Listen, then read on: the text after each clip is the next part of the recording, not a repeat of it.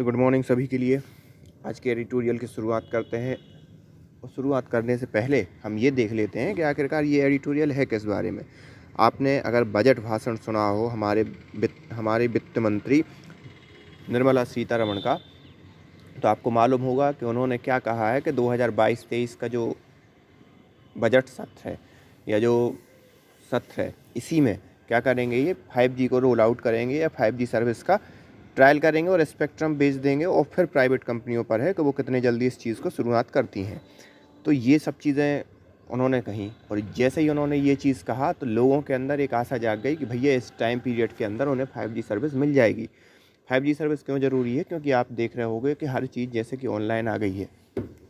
Education हो, work हो, even और छोटे जो सर्विस सेक्टर हो, ईच एंड एवरीथिंग ऑनलाइन आ गया है कोविड-19 की वजह से। और यही कारण है कि ऑनलाइन आने से नो डाउट आपको चीज़ें तो में सहूलियत तो हुई है, लेकिन कहीं ना कहीं आपको लेटेंसी या थोड़ी सी उसमें ड्रॉबैक देखने को मिलते हैं कि कहीं पुअर सिग्नल है और पुअर डेटा रीच है। तो इन सब चीज़ों के कारण लोगों को परेशानी भी झेलनी पड़ रही है। तो 5G एक बहुत अच्छा सॉल्यूशन है जिसमें आपके इंटरनेट की स्पीड बढ़ जाएगी। अब ज़्यादा से ज़्यादा लोगों तक पहुँचे, इस चीज़ के लिए भी सरकार के लिए प्रयत्न करना पड़ेगा। तो यही सब चीज़ें इसमें एडिटोरियल में डिस्कस की गई हैं। तो चलिए स्टार्ट करते हैं। और स्टार्ट करने से पहले अगर आपने सब्सक्राइब ना किया हो तो please hit the subscribe button and also join our Telegram channel, जहाँ पर मैं इस पर्टिकुलर एडिटोरियल की PDF आपको सेंड कर देता हूँ, जिससे आप खुद चाहें तो खुद भी इस चीज़ को पढ़ सकते हैं, इस एडिटोरियल को खुद अपने से पढ़ सकते हो। तो स्टार्ट करते हैं और टेलीग्राम की लिंक आपको डिस्क्रिप्शन में मिल जाएगी। Fixing frequencies first. अब यहाँ पे फिक्सिंग फ्रिक्वेंसी फर्स्ट का इनका क्या मतलब है कि आपने 5G के लिए तो बोल दिया, अच्छी बात है, खुशी की बात है कि आपने 5G रोल आउट कर रहे हो, इंडिया में 5G ला रहे हो, लेकिन उसके लिए आपको सबसे पहले फ्रिक्वेंसी को फिक्स करना पड़ेगा। अब फ्रिक्वेंसी को फिक्स करने से क्या मतलब है, ये मैं आपको आगे समझाऊंगा। फ्रिक्वेंसी को फिक्स करने से मतलब ये है, एक शॉर्ट में आप समझ लो कि आप ऐसी फ्रिक्वेंसी तय करो जिसमें ज़्यादा से ज़्यादा जो प्रेजेंट इंफ्रास्ट्रक्चर है वही चीज़ उसको सहूलियत करे। ऐसा ना हो कि आपको पूरा का पूरा एक नया इंफ्रास्ट्रक्चर डेवलप करना पड़े, क्योंकि नया इंफ्रास्ट्रक्चर अगर आप डेवलप करोगे तो नो डाउट उसमें कॉस्ट होगा, कॉस्ट ज़्यादा बढ़ेगी। जब हाई कॉस्ट होगा तो फिर एंड यूजर को उस चीज़ का प्राइस पे करना पड़ेगा। और अगर एंड यूजर उस चीज़ को उसको प्राइस पे नहीं करेगा या उसको मान लो कम चार्जेस में अगर कंपनियाँ वो सुविधाएँ देंगी, तो वो बर्डन कंपनीज़ के ऊपर आएगा और फिर अंततः क्या होगा कि कंपनीज़ दिवालिया होने की कगार पर पहुंच जाएगी। तो ये सब चीज़ें इनका मतलब है कि फिक्सिंग फ्रिक्वेंसीज फर्स्ट। पहले फ्रिक्वेंसी को फिक्स करो, फिर आप ये बात करो कि भैया हम 5G ले आएंगे। Policy maker must make sure that 5G economic pay off will outweigh the high cost. यहाँ पर इनका यही कहना है कि भैया ज़्यादा से ज़्यादा जो हाई कॉस्ट है वो ना हो, क्योंकि जहाँ जहाँ रोल आउट हुआ है ये 5G सर्विस, वहाँ हमने देखने को मिला है कि हाई कॉस्ट देखने को मिली है, जो कि एक एंड यूजर के हिसाब से या इंडियन यूजर के हिसाब से थोड़ी सी ज़्यादा है। और अगर मान लो प्राइस कम करेंगे तो वो बर्डन आएगा कंपनीज पर।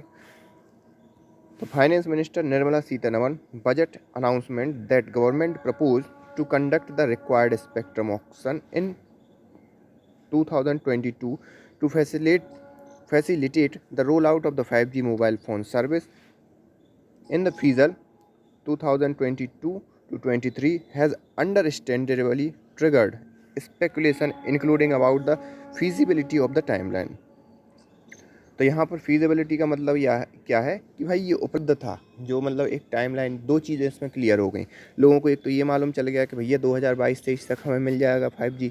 जैसे ही हमारी वित्त मंत्री जो हैं उन्होंने बजट में इस चीज़ का अनाउंसमेंट किया तो लोगों को दो चीज़ें क्लियर हो गई कि भैया इस समय तक हमें कुछ ना कुछ देखने को मिलेगा या 5G सर्विस देखने को मिल जाएगी। और यही चीज़ जो कॉरपोरेट वर्ल्ड में है वो भी, वहाँ पर भी इस चीज़ की बड़ी बहस होने लगी है, बड़ी बातें होने लगी, स्पेकुलेशन लगाए जाने लगे कि आखिरकार कौन सी फ्रिक्वेंसी पर ये चीज़ें 5G रोल आउट होगा, कितना कॉस्ट होगा। उन्होंने अपने विशेषज्ञ बैठाने शुरू कर दिए और ये सब चीज़ें पूरी की पूरी मार्केट में होने लगी। The government kinase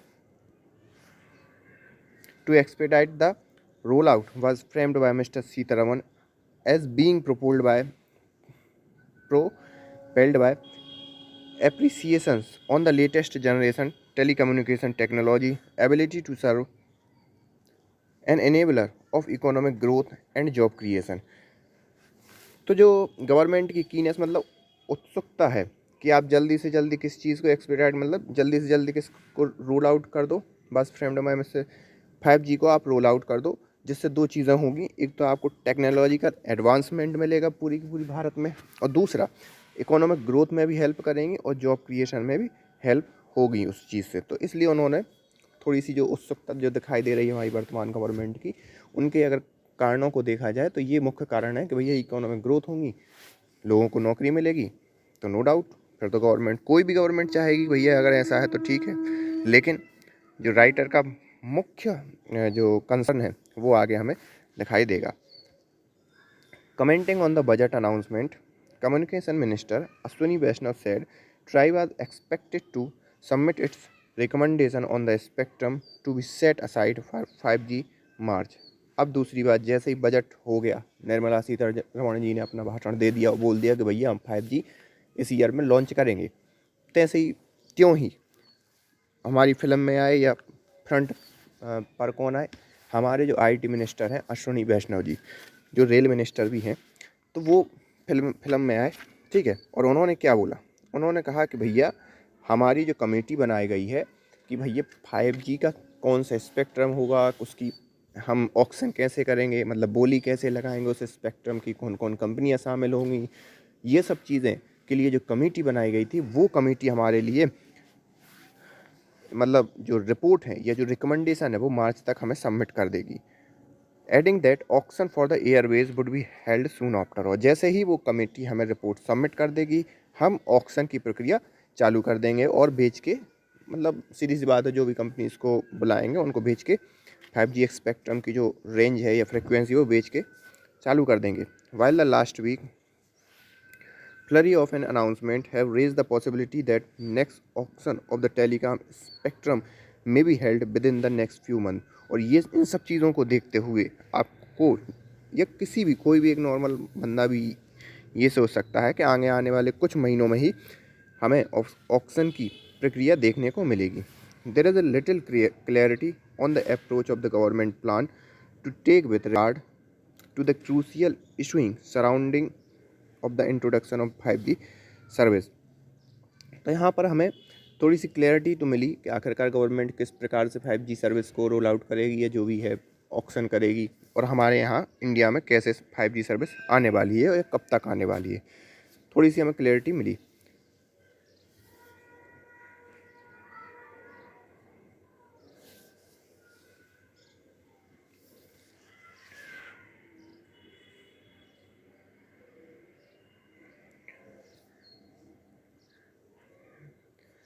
Foremost are the question around the particular frequencies. The regulator is likely to recommend the government's plan on pricing the spectrum, and most crucial, the very viability of the new technology both for the telecom company and the economy as whole। Economy as whole मतलब सीधी सी बात, and user हुआ या जो भी user use कर रहा है उन सब चीज़ों के लिए ये वायबल हो। वायबल मतलब एक इस प्रकार की उसकी कॉस्ट प्रणाली हो या उसका जो खर्चा हो। तो ठीक है, गवर्नमेंट रोल आउट कर रही है 5G टेक्नोलॉजी को, लेकिन यहाँ पर कुछ प्रमुख मुद्दे हैं। वो मुद्दे क्या हैं कि भैया ये जो कंपनीज़ हैं, जो मतलब जो कंपनीज़ ऑक्शन लेंगी, तो आपका ऑक्शन इस लेवल का हो, आपकी जो फ्रिक्वेंसी आप रोल आउट करोगे वो इस लेवल की हो कि उन कंपनियों को ज़्यादा बर्डन ना पड़े, और उन कंपनियों पर बर्डन नहीं पड़ेगा तो अंततः फ़ायदा किसका होगा, जो एंड यूज़र है उसको फ़ायदा होगा। तो इन दोनों चीज़ों का ये एक बहुत ही क्रूशियल पार्ट है कि गवर्नमेंट इन दोनों चीज़ों का ध्यान रखे कि ना कंपनियों पर भार पड़े, ना जो इकोनॉमी है उस पर भार पड़े। इकोनॉमी एज अ होल इन्होंने इसीलिए लिखा कि इकोनॉमी में सब लोग आ जाते हैं, छोटे से बड़े, एंड यूज़र जो छोटा है बड़ा है, कंपनीज़ हैं, ऐप डेवलपर हैं, ये जो भी आप इसमें इंक्लूड करना चाहो इंटरनेट की दुनिया से जुड़े हुए लोगों को, वो सभी आ जाते हैं इसमें। इसीलिए इन्होंने इकोनॉमी एज होल लिख दिया। विद द फाइनेंशियली स्टेट, अब इन्होंने ये क्यों कहा आखिरकार, ये आखिरकार कॉस्ट पर इतनी बात क्यों कहना चाह रहे हैं, तो इसका सीधे सा मतलब है कि with the financially stressed private telecom service provider industry now reduced to near duopoly as a Vodafone Idea continue to bleed losses. bleed मतलब होता है सहन, दर्द से कराहना, मतलब खून बहना. bleed losses and subscriber, and the even plan to convert some of its outstanding interest due to the DOT into the equity stake that will make the union government the largest shareholder. तो इनका ये कहना ये है कि अगर आपने ऐसा नहीं किया तो आपको मालूम है कि जो स्ट्रेस्ड जो टेलीकॉम सेक्टर है उसमें बहुत ही घाटे में चल रहा है, बहुत ही स्ट्रेस्ड है. ठीक है, फाइनेंशियली क्या है, बहुत ही स्ट्रेस्ड है और घाटे में चल रहा है. प्राइवेट टेलीकॉम में अगर देखा जाए तो ये लगभग डुओपोली की तरफ बढ़ रहा है. मोनोपोली कहलाता है जब एक ही कंपनी का प्रभुत्व पूरे क्षेत्र में, पूरे उसमें. डुओपोली कहलाता है जब दो कंपनीज ही पूरे मार्केट पर कब्जा जमा के बैठी हों. तो यहाँ पर अगर हम देखें तो वर्तमान परिदृश्य में सिर्फ हमें एयरटेल और जियो ही ऐसी कंपनी मिलती हैं जिनका पूरे भारत के मार्केट पर कब्जा है.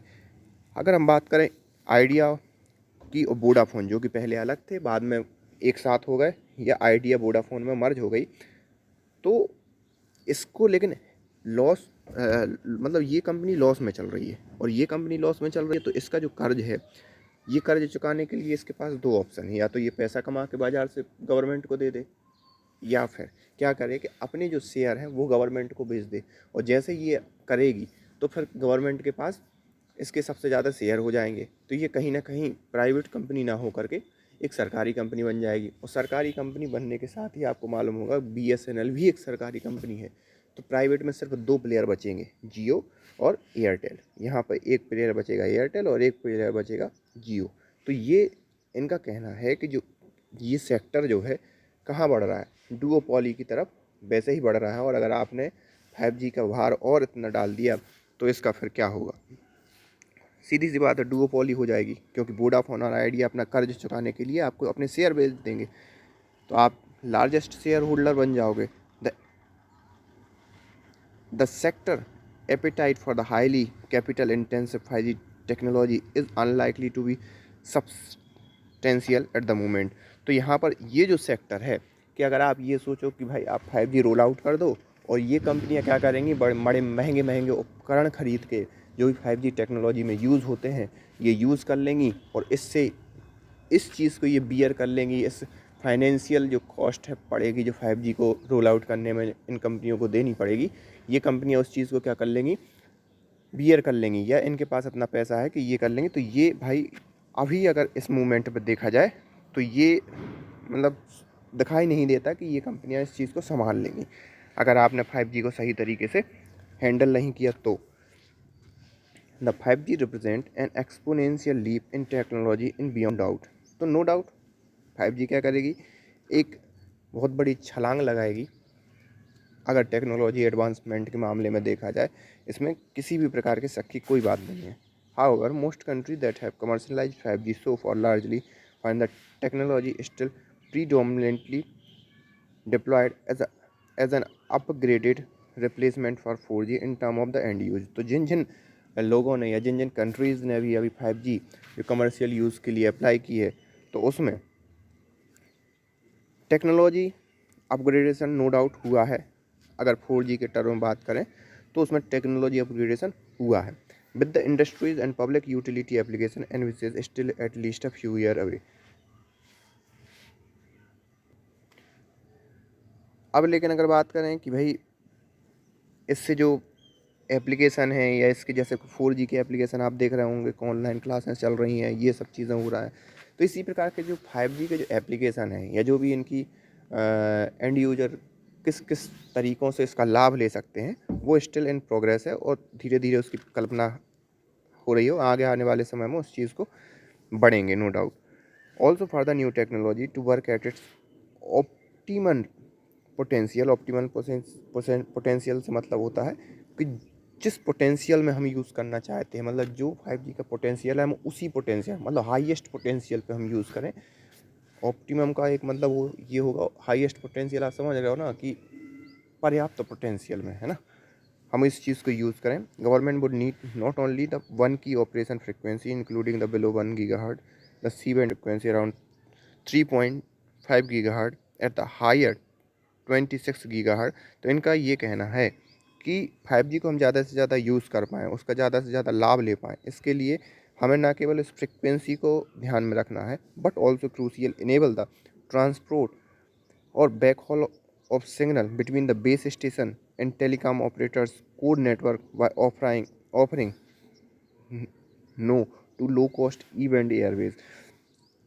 तो इनका ये कहना है कि भैया हमें सिर्फ फ्रिक्वेंसी पर ही ध्यान नहीं देना, बल्कि इन चीज़ों को भी ध्यान देना है कि जो बैक हॉल होता है सिग्नल का, कहीं कहीं नेटवर्क इशू हो जाता है, इन सब चीज़ों को भी हम रिड्यूस करें।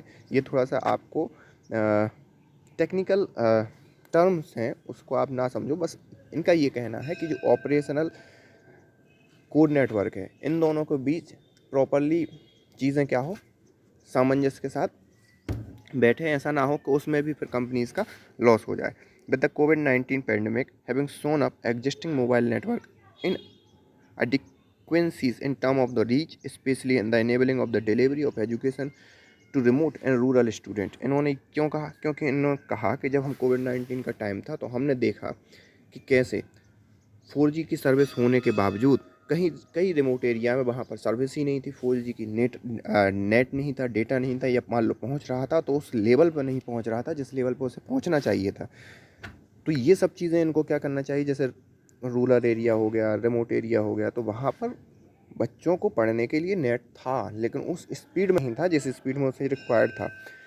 It may make the most sense of to delay the introduction of 5G until policy maker are sure it's economic pay off will outweigh the high cost. तो यहाँ पर हो सकता है थोड़ा सा डिले हो, लेकिन पॉलिसी मेकर को ये सोचना चाहिए कि ये ज़्यादा कॉस्ट ना पड़े कंपनीज पर और ना लोगों पर। तो ये पूरा का पूरा इनका कहना था। ये कुछ कंसर्न थे राइटर के कि भैया पॉलिसी 5G आप ले आओ, लेकिन इस कॉस्ट पर ना ले आओ कि जो प्राइवेट कंपनी है उनको भी, क्योंकि वो वैसे ही आपको मालूम है telecom sector already financial stress में है, और आप उस पर 5G का और अगर आपने बोझ डाल दिया तो ये कहीं ना कहीं नुकसान देय होगा। So this is all about today's editorial. So thank you for today. I hope आपको एंजॉय होगा, मतलब मज़ा आया होगा पढ़ने में, कुछ नई चीज़ें सीखने को मिली होंगी। तो थैंक यू फॉर टुडे। और अगर आपने सब्सक्राइब ना किया हो चैनल को तो please hit the subscribe button and join our Telegram channel. Thank you for today.